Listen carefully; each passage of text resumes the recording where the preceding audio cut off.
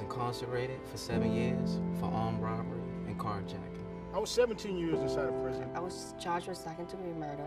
They charged me with second-degree robbery. 20-year prison sentence for aggravated rape. I sold drugs to support my habit. I got involved with a lot of things, like car theft. Stealing to survive from corporations, from my parents, from my other family members. Conspiracy to commit theft of a trade secret from a labor union. I was sentenced to 36 months for drug trafficking. From the age of 13 to 25, I was locked up in and out for 9.5 years.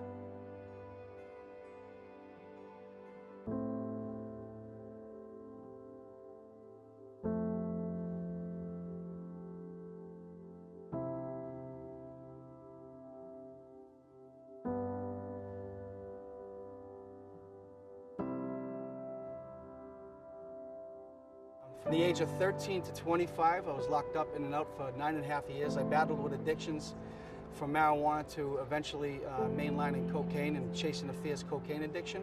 Sitting there, being locked up for so long, you know, there was a point I thought I'd be doing the rest of my life in prison because this is all I knew. What really changed was it was just like, I just couldn't do it anymore. I had no more fight in me, so I had to look for something different. My primary role is to go inside facilities and build relationships with men coming home. Fortunately, I work inside of a facility that I did most of my time in, so a lot of these guys know me from years ago. And so the way I'm able to connect with them is I don't just come in and just tell them how to live a life or this and that. Like, I live my life, and they see that. My greatest joy now and the way I get high now is when I see a guy literally come home and change his life. And so that's what I'm passionate about. And so that's what I try to fight for every single day. Well, the real shit about it is that you got to maintain hope. You don't have to show your hope to everybody else, but you can keep your hope personal. And whatever programs that they got that is going to be beneficial, that you know is going to be beneficial to you once the time comes for your 10 toes to touch the ground, you got to use it.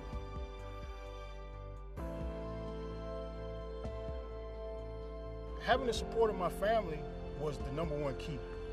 And guys, girls, if you got family out there, let your family know that you love them and you appreciate everything that you do. And my thing is that once I got back out, was not to disappoint or not upset my family ever again. I'm part of a team that are the baddest people on the planet. You know what I mean? Iron workers build America. And it's something to be looked upon as a go-to person and be able to, at the end of the week when you get your paycheck, where just 5 years ago I was probably making $200 a month, now I'm making $4,000 a month. So it's a big difference, and it makes you stay motivated. For you to maintain, to really have some sort of self-worth, pride, and dignity, is for you to take the straight road, which is going to be the toughest road, but it's the best road. I grew up in a very good family, but I chose to make bad choices, mostly involving drugs. I ended up being incarcerated multiple times for related offenses like that. My darkest day was when I was pregnant and homeless, having to sleep outside because I had nowhere to live because of the decisions I made. So I finally decided no more, and I went to a rehabilitation program, then went to a sober living and a job reentry program where they taught me interviewing skills, how to build a resume, and they had an association with California Marketing Group. I think Allison, running our call center floor is important to us because she is able to relate to, people that are formerly incarcerated. She's able to understand the challenges that they may have gone through, and really work with them to ensure that they can succeed here at California Marketing Group. The reason that we hire formerly incarcerated reps is because they're some of the best people that we've ever had working for us. They're hardworking, they're dedicated, show up on time. They work hard to prove to us that they deserve that second chance. I worked here all through my recovery program. I worked here when I was out of my recovery program, and eventually I became a supervisor here and a trainer. And so now I get to do for all the agents here what was done for me.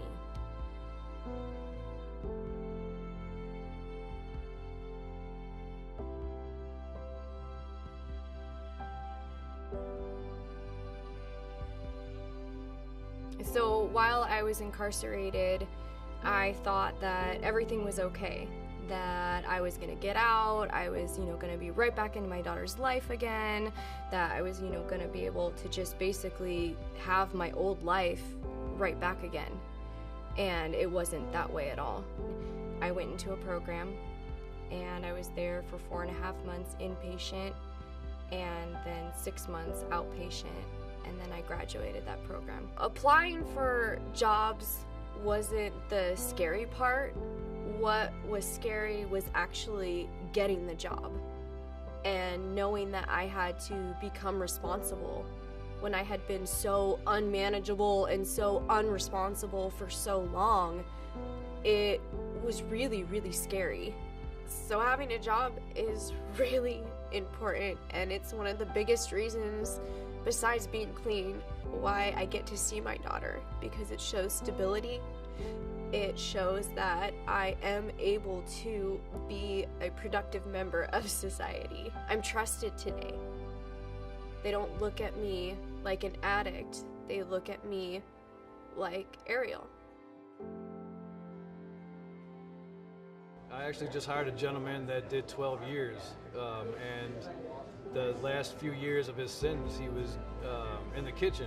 And when I was approached by the probation office, they told me they had a gentleman that had worked in the kitchen inside the prison. I said, well, great, send him my way.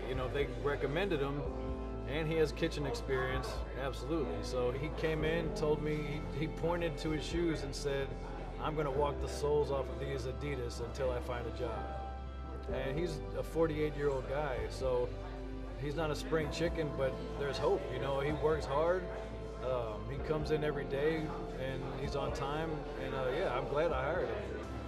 Yeah, getting the job is a little difficult because when it's time for you to explain where you've been for the past 5 years,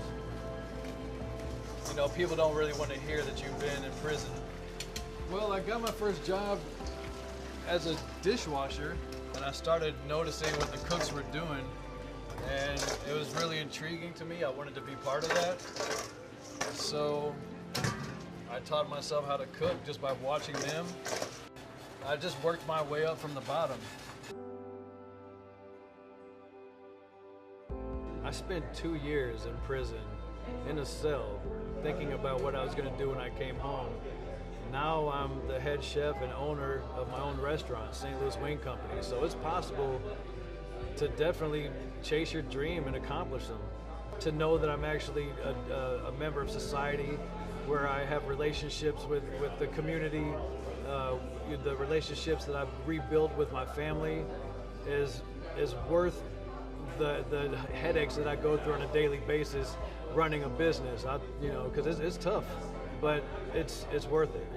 I can sleep well at night knowing that I did a good job today. I worked my butt off. My family's proud of me. So yeah, it's a very rewarding feeling.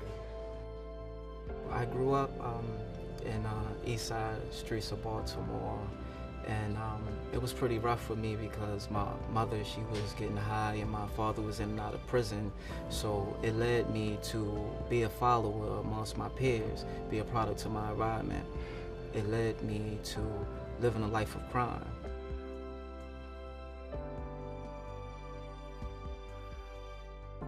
I was unable to read or write, so I asked a few inmates to help me to learn how to read and write. I realized how badly I needed education, so I decided to enroll into a GED program. During my last 2 years, I told myself, I said I had to do something, and I always looked at Johns Hopkins as a utopia in the ghetto for me. And I said, I'm gonna work there one day. So I decided to imagine myself wearing scrubs and dealing with patients on a daily basis as if this was actually going to happen for me. And I made that into a reality. It's important that we give employment opportunities to a diverse group as possible. And one of the groups that we have always, for the past couple of decades, given an opportunity to are ex-offenders. I keep a card in my wallet that reminds me of who I used to be, but who I'm not anymore. Growing up, I watched a lot of abuse going on in my home. I used to see my mom get beat. I was getting molested at a very young age. I was running around with gang members, doing things I shouldn't be doing, but I didn't know any better because nobody ever taught me any love from home. So I thought that was the love that I was getting, that was real love. And I was 8 months and a half pregnant. And I remember being in a cop's car, just looking outside crying and asking God, why? Why is this happening to me? It was very hard being away from my son because he didn't know who I was. And I couldn't wait to be out there to able to do all these kind of things with him. Met Lena when she first got locked up and arrested for her crime, and she was in the juvenile system. She was very hopeless at that point, but one of the things she had going for her was she was very determined to get her son back, which, you know, is bigger than just her own life and her story. And now today manages a cafe with youth coming out, very effective, not only with young people who work here, but has learned this business of running a restaurant. There were a lot of things I thought that was impossible. I thought that I would never see my son again. I thought I would never be able to get a job. I thought I would never be able to hold it on my own, but I did. And it gave me a lot of hope, and I'm hoping that I can able to give a lot of people hope and able to be strong and to be determined that even though it might seem impossible, anything is possible. Thankfully, there are more and more employers that are giving ex-offenders a second chance. And what they're finding is they make outstanding employees. It is our goal, it is our mission for people to be successful and never return to prison, never enter the criminal justice system. So we do everything in our power to get people careers, jobs, vocations, where they can make a living, provide for their family, have benefits, insurance, and so on. Not only that, we want them to have a job they find meaning in, not just a job, but a job that they look forward to going to. We have put more effort into that, the probation system, in the last 10 years than in the previous 90. We're going to continue to put more, and we need to, but we are here to help you to get that job so you can provide for your family. Start getting involved in positive things. If you didn't graduate high school, get your GED while incarcerated. Start working while you're incarcerated. Make sure you start good habits like being early to work. Give yourself some grace, because I don't think I've ever met one person that's ever come out of lockup and not fall back once or twice, including myself. Find a law library, study your case, go around individuals who are spiritually bound and as well educated to see what they know. Those of you that don't have education, get educated. Pick up a book, read a book. Learn a skill, go to the GED classes, get a job in the kitchen or in facilities or anything that you can do there and learn something, you know, because when you come home, it is possible, you know, you can come to guys like me and I'll give you a chance. You might not even have family, but there's someone out there. Keep on sharing your story, keep on sharing your pain. There's somebody out there is gonna willing to put their hand out to reach out to you. If you were my father, if you were my brother, if you were my daughter, I would beg you to use your time wisely. Get a GED, get drug counseling, get vocational training. If you do this, you will succeed.